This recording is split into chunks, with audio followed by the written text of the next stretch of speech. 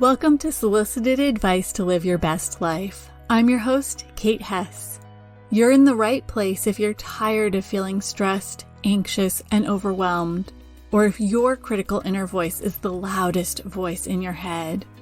Join me each week for actionable, healthful, and healing habits based in mental and emotional hygiene practices to help you turn your self-criticism into self-love. And along the way, bring more freedom, serenity, resilience, and joy into your life. I'm a mental and emotional hygiene coach, and I'm thrilled to join you each week to answer your questions and help you live your best life. This week's question is one I hear a lot from clients, especially those who tend to identify as people pleasers. And not understanding how to handle it can make what could be fun activities feel really stressful. Today's questioner asks, what are some tips for managing multiple social obligations, for example, work functions, family gatherings, etc., without feeling overwhelmed? Sometimes the way we say things is as important as what we're saying. In this case, the way the question is phrased can tell us a lot about how we might begin to address it. Today's questioner calls them social obligations. Obligation is often used to connote something we feel is expected of us, but which we don't actually want to be doing. Were I working one-on-one with a questioner, this would be a great indicator to me that we needed to start diving into some of the stories behind why they believe they need to attend these social events. The next time you're feeling stressed and overwhelmed, take a moment and listen to the words you're using to describe what's going on in your life. Get curious about how the language you choose might point you to the root of the problem instead of the symptoms. If you're listening to this episode while driving, doing the dishes, folding laundry, or working out, don't worry about taking notes. I've done it for you. You can download the worksheet for this episode at nourishnestbreathe.com/P20. That's P as in podcast and the number 20. And if you want to make sure you never miss a worksheet, sign up using the link in the show notes to get any handouts delivered right to your inbox each Tuesday morning. One more note before we dive into this question. I think it's important we cover the difference between introverts and extroverts, especially in the context of this question. This is something I was confused about for a long time. Often we think of introverts as shy and extroverts as outgoing. And while that might be a natural inclination for both personality types, it isn't actually the distinction between the two. Introverts recharge better alone, and extroverts recharge better when spending time with others. So you could have an outgoing introvert and a shy extrovert. The key is not how many friends they have or how busy their social calendar is, but rather how they refill their mental and emotional energy reserves. It's important to understand which one you are in the context of this question. If you're an extrovert, you'll find some of these social events help fill you up. However, if you're an introvert, you'll notice social obligations almost always leave you feeling more drained than when you started. Not sure which one you are? Take a moment and think about the last time you spent time with a small group of people you really enjoyed being with. Now, think about how you felt right after socializing with them. If you felt nourished, refreshed, and/or energized, chances are you're an extrovert. If you felt tired or depleted, chances are you're an introvert. Introverts might also feel buzzy, like they've had too much coffee after socializing. It won't be a get stuff done energized, but rather a shaky overstimulated energized.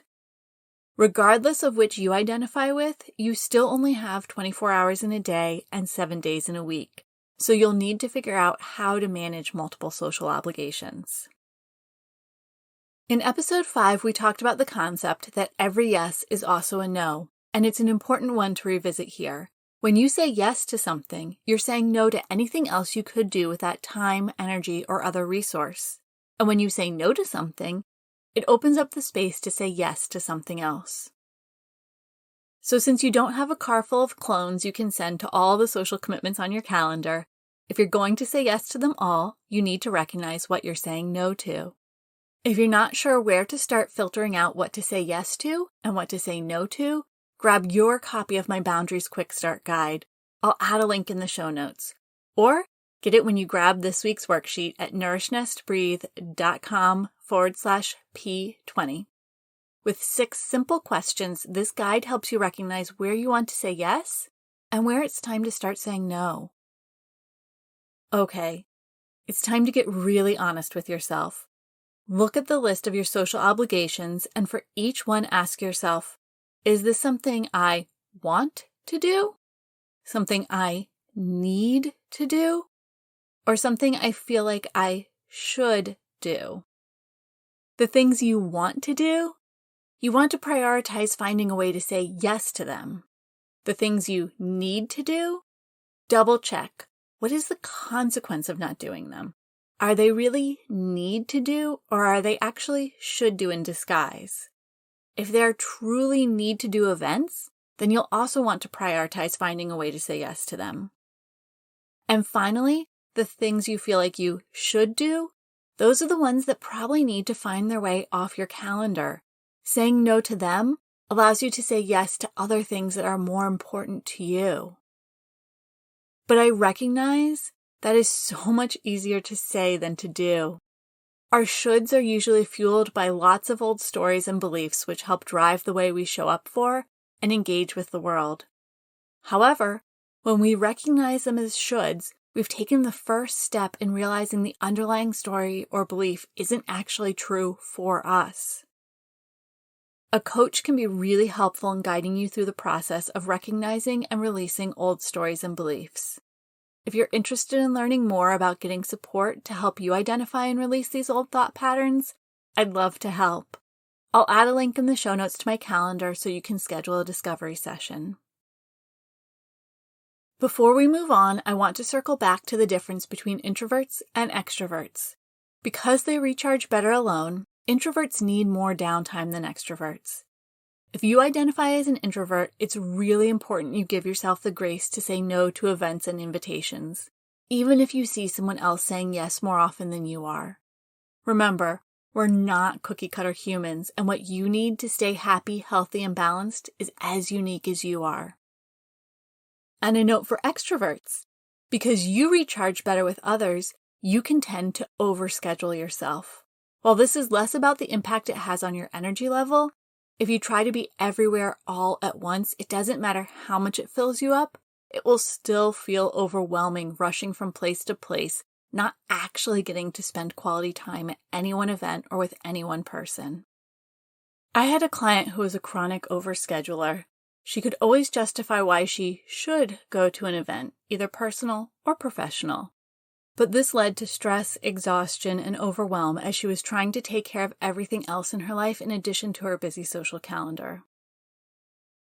She also struggled with creating boundaries. For her, it felt like building a big wall between herself and the important people in her life. And she's not alone. So many of us picture boundaries like a big brick wall, keeping everyone in arm's distance away. But the truth is, boundaries don't have to be a big brick wall. When you look at your social calendar with dread instead of excitement, it's a great sign you've overscheduled yourself. And the result of that is no one gets the best of you. Think about it for a minute.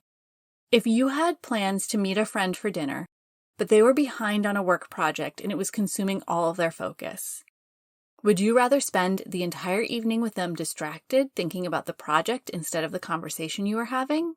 Or would you rather they ask if you could reschedule in a day or two once the project was complete and you could have their full attention? I know which one I'd pick. Being able to vocalize what you need to show up as your best, that's a great way to create healthy boundaries. Here's a script you can tailor to your needs. I know we've made plans to get together, but I want to be able to show up as my best self for you. And that means I'm going to have to reschedule. Is there a day later this week that works for you? In my experience, and in the experience of clients I've worked with, the vast majority of the people in your life want what's best for you.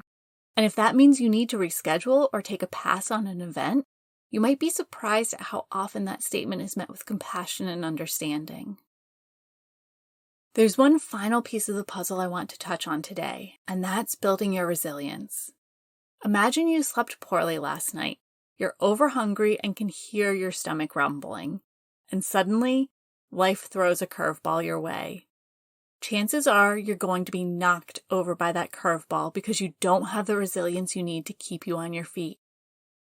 Now picture for a moment, you've just had a nutritious and nourishing meal and you got a great night's sleep the night before. And then the same curveball comes your way. Now you stand a much better chance of catching that ball and keeping your feet under you. Or at least getting back up and dusting yourself off quickly because you've increased your resilience. When we build our resilience, it allows us to turn the mountains in our lives into molehills. So whether you're an introvert or an extrovert, building your resilience allows you to approach your social obligations with more grace, ease, and joy. Which leads us to how you build your resilience. And that's all about creating a consistent, sufficient, and sustainable self-care routine. By building habits and routines which allow you to consistently fill your mental, emotional, and physical energy reserves, you're able to build up your resilience. I did an overview on self-care in episode 4 of the podcast, and you can download my free self-care toolkit with everything you need to get started building your own consistent, sufficient, and sustainable self-care routine that works for you and your schedule. I'll add a link to the self-care toolkit in the show notes. So to sum up the answer to this week's question, you can manage multiple social obligations without feeling overwhelmed by recognizing you can attend them all. And that happens by prioritizing the events you truly want or need to attend and releasing those that you simply feel you should be at. Also important is building up your resilience so when you enter a particularly busy day, week, or season, you have the reserves to handle all of it with grace and ease instead of defaulting to stress and overwhelm. And don't forget to grab your copy of this week's worksheet, which also includes the Boundaries Quick Start Guide and details on how to get started editing your social calendar. You can get it at nourishnesttbreathe.com/P20. That's P as in podcast and the number 20. And I'll add a link to that in the show notes. Before I wrap up this episode, I just wanted to give you a quick heads up. This is episode number 20, which is a nice round number, and it also coincides with a beautiful time out in the garden. So the podcast will be on hiatus for 2 weeks so I can spend some extra time out in the garden enjoying the beautiful blooms and the wonderful late spring weather. If you're not already subscribed, make sure you subscribe wherever you receive podcasts so you'll be notified when the podcast resumes on June 6th. I've already got several great episodes planned, filled with actionable tools and techniques to help you live your best life. If you've got a question that you'd love to hear addressed on a future episode, please submit it using the form on my website at nourishnesttbreathe.com/podcast. I'll include that link in the show notes. And remember, living your best life isn't about changing your life. It's about changing the way you show up for your life. Thank you so much for joining me for this episode of Solicited Advice to Live Your Best Life. If you enjoyed this episode, please take a moment to leave a rating and review wherever you subscribe to your podcasts. Your rating and review makes it possible for other people just like you to discover this podcast. And don't forget to check out all of my free resources at nourishnesttbreathe.com/resources. I'm sending you a great big hug. You've got this.